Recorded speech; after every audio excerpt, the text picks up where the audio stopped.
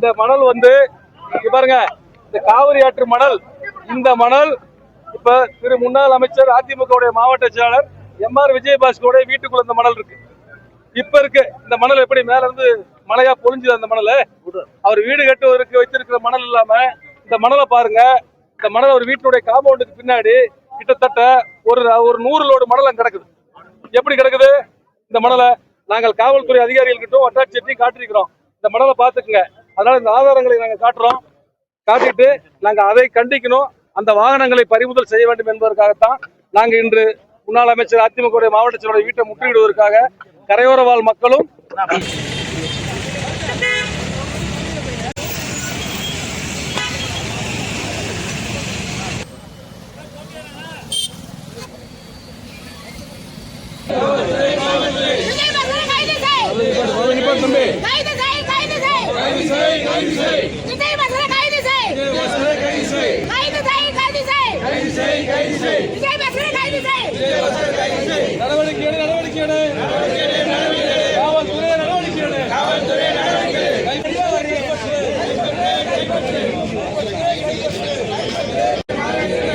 பதுக்கி வைத்திருக்கோம்.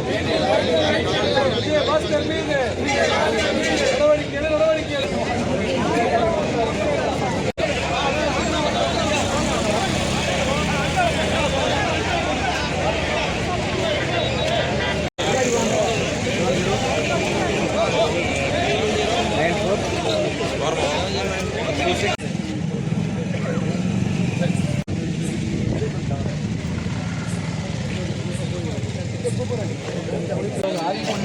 கரூர் மாவட்டம் காவிரி ஆற்றில் மணல் அள்ளுகிற தொழிலாளர்களுடைய குடும்பத்தின் சார்பாகவும் காவிரி கரையோரம் மணல் அள்ளுகிற அந்த மக்களின் சார்பாகவும் இன்று அதிமுகவினுடைய மாவட்ட செயலாளர் முன்னாள் அமைச்சர் திரு விஜயபாஸ்கர் அவருடைய வீட்டை முற்றுகையிடுவதற்காக இந்த மக்கள் அனைவரும் ஒன்று திரண்டு அவருடைய வீட்டின் வாயிலே நாங்கள் நிற்கிறோம்.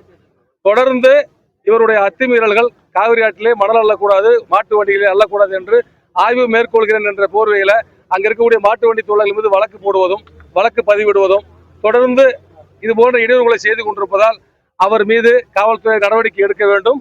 அதே மணலை திருடி அவர் வீட்டில் வைத்திருக்கிறார். அதை ஆதாரத்துடன் நாங்கள் காவல்துறை உயர் அதிகாரிகள் மற்றும் வருவாய்த்துறை அதிகாரிகளிடம் காட்டியிருக்கிறோம். அதனால் அந்த வாகனங்களையும் கைப்பற்றி காவல் நிலையத்தில் நிறுத்த வேண்டும். இல்லை என்றால் மாட்டு வண்டி தொழிலாளர்கள் மீது போடப்பட்டிருக்கிற வழக்குகளையும் அந்த மாட்டு வண்டிகளையும் விடுவிக்க வேண்டும். பகிரங்கமாக காவிரி மணல் பிரச்சனை இவர் தலையிட மாட்டேன் என்கிற உத்தரவாதத்தை வழங்காத வரை இந்த கூட்டம் கலந்து செல்லாது. அவர் வீட்டை முற்றுகையிடுவதற்காக மாபெரும் மக்கள் ஆர்ப்பாட்டமாக இங்கே நடத்தி கொண்டிருக்கிறோம். இவரு எந்த மாட்டு வண்டியில அள்ளி அதை லாரியில போட்டதை பார்த்து ஆதாரத்தோட வெளியிட்டார். சரி, அப்படி சொல்றாருன்னா உள்ளுக்குள்ள இந்த கிட்டாச்சி ஒன்றும் லாரி ஒன்றும் அவருடைய கட்சியை சேர்ந்த அதிமுக நிர்வாகி மண்மங்கலத்தை சேர்ந்தவருடைய வண்டி நிக்குது இல்ல? எப்படி நின்றுச்சு? எப்படி நிக்குது? இதை பேசினால் பெரிய லெவல்ல பேசி கொண்டிருக்கலாம். நல்லா புரிந்து கொள்ள வேண்டும். அந்த பகுதியில ஏற்கனவே அந்த கரையோரம் இருக்கக்கூடிய மக்களுடைய இடத்துல பட்டா இடங்கள்ல நமுட்டு மண் எடுப்பதற்கு அனுமதி வாங்கி லாரி போயிட்டு இருக்கு. பட்டா இடத்துல நமுட்டு மண் வாங்குறது எடுத்துட்டு போறதுக்காக அனுமதி வாங்கித்தான் லாரியில போயிட்டு வந்துட்டு இருக்காங்க. இவர் அதையும் இதையும் இணைத்து முடிச்சு போட்டு பேசுகிறார். அது தவறு. அதே மாதிரி தொடர்ந்து முன்னாள் அமைச்சரும் மாவட்ட செயலர் விஜயபாஸ்கர் அவர்கள் இந்த சாதிய மோதலை தூண்டுவது போல நாங்கள் நடந்து கொள்கிறோம் என்பது பேச்சை நிறுத்திக் கொள்ள வேண்டும் என்று மக்கள் சார்பாக கேட்டுக்கொள்கிறோம். பத்திரிகையாளர்கள், தொலைக்காட்சி நண்பர்கள் வாயிலாகவும் அதை நாங்கள் அறிவுறுத்துகிறோம். அதனால் அவர் இவருடைய அராஜக போக்கை இத்துடன் நிறுத்திவிட்டு எங்களுடைய வயிற்றில் அடிக்காமல் மாட்டு வண்டி தொழிலுடைய வாழ்வாதாரத்தை காக்கும் வகையில் அவர் காப்பாற்ற விட்டால் கூட பரவாயில்ல, கெடுக்கும் வகையில் இல்லாமல் தான் பரவாயில்ல, செஞ்சா போதும். திமுகவினுடைய மாவட்ட செயலாளர் மரியாதைக்குரிய முன்னாள் அமைச்சர் திரு செந்தில் பாலாஜி அவர்களுடைய பரிந்துரையின் பேர்ல அவருடைய ஆசிகளின் பேர்ல ஒரு 11 மணிக்கு மேல பொறுப்பேற்ற அடுத்த நிமிஷம் மணல் சொன்னார். நீதிமன்ற உத்தரவை அவர் அவமதிச்செல்லாம் சொல்ல, ஒரு மனிதாபிமானத்தின் அடிப்படையில மக்கள் பல ஆயிரம் மக்கள் மாட்டு வண்டி தொழிலாளர்கள் மூலம் பிழைக்கிறாங்க அப்படிங்கிறதுக்காக தான் அவர் சொன்னார். அதை வச்சுக்கிட்டு வேத வாக்க வச்சுதான் அந்த மக்கள் எல்லாம் போய் டயர் வண்டியில் அழிட்டு இருக்காங்க. அதை வித்து லாரியில வித்து கோடான கோடி சொத்தெல்லாம் சேர்த்துல பெரிய லெவல்ல ஒன்றும் வசதிகளா இல்லை. கரையோர மக்கள், அங்க வசிக்கக்கூடிய பெரும்பான்மை சமுதாயத்தை சேர்ந்த மக்கள், தேவேந்திர குல வெள்ளாளர்கள், வன்னியர்கள், கவுண்டர்கள், இவங்கெல்லாம் மாட்டு வண்டி தொழில ஒருதாய் வயிற்று பிள்ளைகள் போல சேர்ந்து செய்யறாங்க. அங்க ஒண்ணு எந்த பிரச்சனையும் சாதிய மோதல் இல்லை, பிரச்சனை இல்லை. அப்படி செய்ய வேண்டிய அவசியமும் எங்களுக்கு இல்லை. அதனால் எங்களுடைய வயிற்றில் அடிக்காமல் அவர் காவிரி ஆற்று பிரச்சனையில தலையிடாம வேறு விதமான அரசியல் செய்து அவருடைய தன்னுடைய நிலைப்பாட்டை காப்பாற்றிக் கொள்ள வேண்டும் என்று இந்த நேரத்தில் நாங்கள் கேட்டுக்கொள்கிறோம். நல்லா பண்றாங்க, புரிந்து கொள்ள வேண்டும். இருங்கப்பா, சரி, இல்ல நாங்க ஆதாரத்துடன் அதை நிரூபிக்க தயாரா இருக்கிறோம். நாங்கள் ஆதாரத்துடன் இதுக்கு தயாராக இருக்கோம். இவர் சிறைபிடிக்கவில்லை என்று சொன்னால் இவர் நன்றாக பத்திரிகை தொலைக்காட்சி நண்பர்கள் தெரிஞ்சுக்கங்க. இவரு இங்க இருந்து ஆய்வுக்கு வரும்பொழுது ஒரு 7-8 வாகனங்கள தான் வர்றாரு. வந்த பிறகு குறிப்பாக திமுக ஆட்சியின் மீது பழி போட வேண்டும், இங்க இருக்கக்கூடிய பொறுப்பாளர் மாண்புமிகு செந்தில் பாலாஜி அவர்கள் மீது மிகப்பெரிய அவப்பேரை ஏற்படுத்தணுங்கிறதுக்காக இவர் 35 பேரோட வந்த இவர் அதற்கு பின்னாக ஆட்களை திரட்டி மதியம் 3 மணில இருந்து 7 மணிக்குள்ள 300 பேத்துக்கு மேல உட்கார வச்சிருக்காங்க. நாங்க இருந்தவங்க 500-600 பேர் கரையோர மக்கள் தான், வெளியில இருந்து யாரும் வரல. நாங்க என்ன பண்றோம், அவர் அந்த இடத்துல இருக்காரு, வெளியே போகணும்னு காவல்துறையோட கேட்கிறோம். காவல்துறை பேசுறாங்க, அவர் போக மாட்டேங்கிறார். அப்புறம் என்ன பண்ண முடியும், அவர் எங்க வாழ்வாதாரத்துல வயிற்று அடிக்கிறாரு, ஓட்டு கேட்க நீங்க வர முடியாது அப்படின்னு சொல்லித்தான் நாங்க முனியப்பனூர் சாலையில மிகப்பெரிய மாட்டு வண்டிகள் நிறுத்தி அங்க ஒரு ஆர்ப்பாட்டம் நடத்துறோம் அமைதியா. மல்லம்பாளையம் போற வழி சரி அடைச்சு விட்டோம், சேனப்பொடி அடைச்சிட்டோம். நேற்று எப்படி இவர் போனார், ஹெலிகாப்டர் வர சொல்லி அதில் போனதா?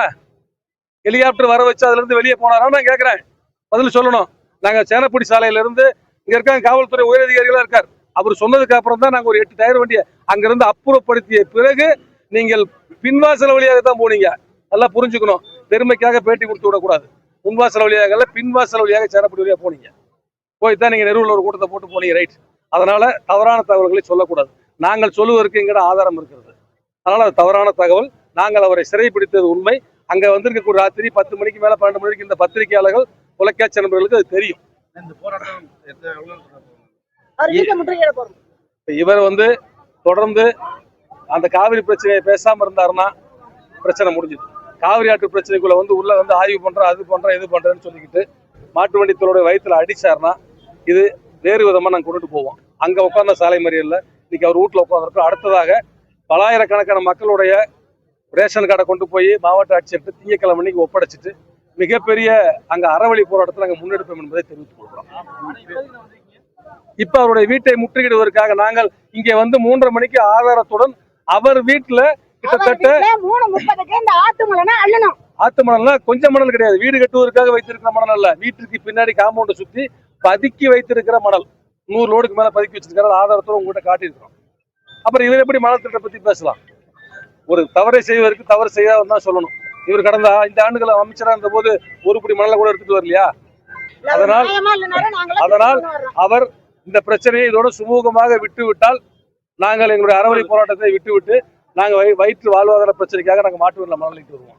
தொடர்ந்து இதையும் அவர் தொடர்ந்து பண்ணிட்டே இருந்தாருன்னா நாங்கள் அவருடைய பொருளாதாரத்தில் கை வைக்க வேண்டிய சூழல் ஏற்படும்.